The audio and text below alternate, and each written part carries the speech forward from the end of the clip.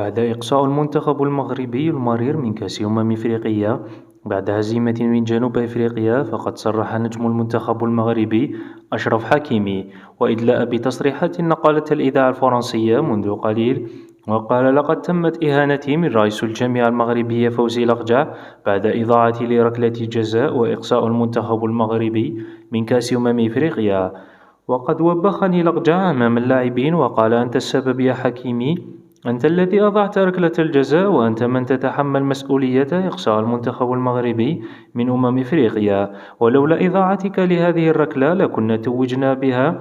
فأنا فعلت بكل ما بوسعي من أجل المنتخب المغربي ومن أجل الفوز بهذه البطولة، ولكن أنتم أخذلتمونا جميعا. فقال حكيمي: أنا أفكر الآن في الاعتزال دوليا بعد الهجوم الشرس من المغاربة علي، وأنا لم أتوقع هذا الهجوم. فهناك منتخبات كبرى في إفريقيا كمصر والسنغال والجزائر والكاميرون أقصيت من هذه البطولة، ولا أحد فعل مثل ما فعل فوزي لقجع معنا.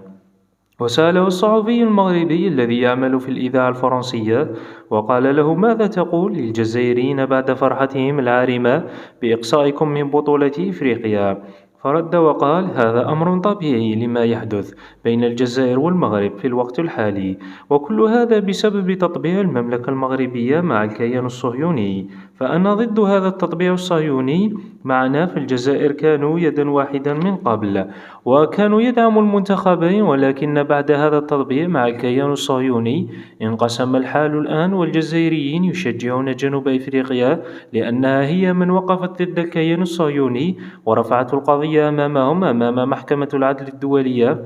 فأتمنى من المسؤولين في المغرب أن يفهموا هذا التطبيع مع الكيان الصهيوني، لأنني علمت في الآونة الأخيرة أن الكيان الصهيوني سينشأ قاعدة على حدود الجزائر، وهذا غير مقبول إطلاقا، وإسرائيل بذلك سوف تشعل الأجواء بين الجزائر والمغرب، وهذا أمر كارثي.